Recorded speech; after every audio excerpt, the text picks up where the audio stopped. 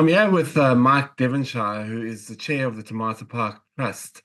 Kia ora, Mike, and thanks for joining me. Marina, welcome to be. I'm glad to be here. It's good. Now, Mike, your trust has been in the news a little bit because earlier this year, a decision or there was a proposal by the Hawke's Bay Regional Council to cut funding to the trust, which looks after Tomato Peak, basically. This was to the tune of 120,000. Things have changed since then because there was a public campaign, and it seems like the council's had a change of heart. Tell us about that.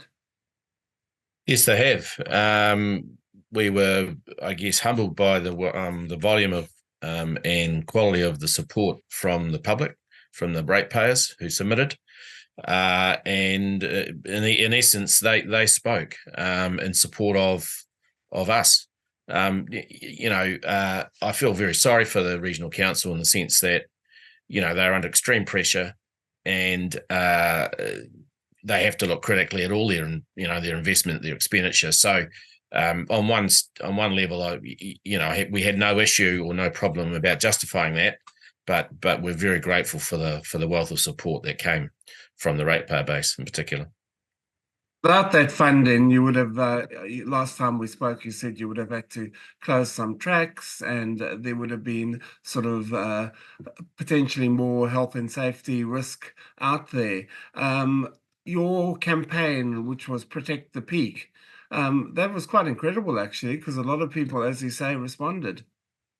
Yep. As I say, we were almost overwhelmed by the volume of support. I must say that the regional council are one of the major stakeholders, as are the district council.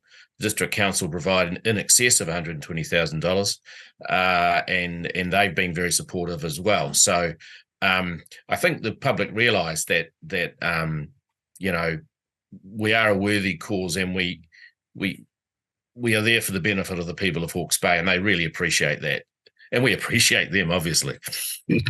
But as a trust, surely this does sort of turn your mind to how you can future-proof the park and that, and how you sort of, is there a way where you don't have to be so reliant on handouts from councils?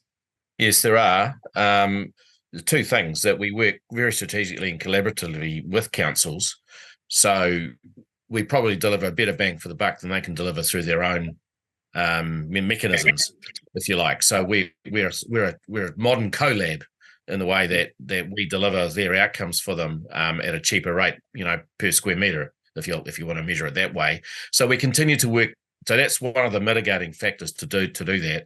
The other thing is that we need to work, with donors. As you're aware, we have established Ngā Puna Fund, which is a long-term, has a long-term aim to raise at least $20 million over 20 years, which will allow us to invest, to get free cash flow income to allow us to, defer the risk that comes by relying on one or two sources of revenue. So that's our long-term aim. We also work with other community funders with specific projects, and we've done that, for 20, 30 years. But we're probably lifting that arm of our operations up. Because, over the years, there's been many proposals, and some of them quite outlandish. You've had gondolas going to the top, you've had restaurants right on the top of the peak. What scope is there for development, obviously within the cultural and resource consent rules of that sort of land? Are there any ideas that you have for future development of the peak and the park? Well, we've outlined what our vision is in Ngā Puna, which is our 100-year vision. Yeah. It's our effective year master plan. And that's pretty clear around the ecological work that we want to continue to do. So we're about sustaining the ecology, the flora and fauna, and continuing to educate people about the whenua. So, we want people in the park enjoying it for what it is and learning. Mm-hmm. and that's all we really focus on, to be honest. We're not Yeah, about building anything really. yeah, We have a track network that's really for people, to allow people to get around, and yeah, then we think very carefully about doing anything before we build anything, if you like, and there are protections there just to, that's fine, and we put extra protections in with the QE2 covenant, yeah, so people just don't forget what their obligations are. But yeah, really, there's no real, I guess, development plans. We just, that's not what we're about. yeah, Apart from absolutely. planting trees. Yeah.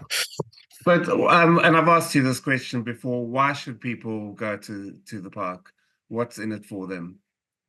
Well, well-being for a start. It's a wonderful place. And they will, connect with both, the wairua, the spirit of the place and the region, and also just with the beauty of nature there. And it's just a sensational place to enjoy and learn. That's why they should go. Mike Devonshire, thank you so much for your time, and all the best. Glad you've got this funding, and hopefully, yeah, it will mean many people will be able to enjoy the park. Thank you, Andrew, and thanks for your support.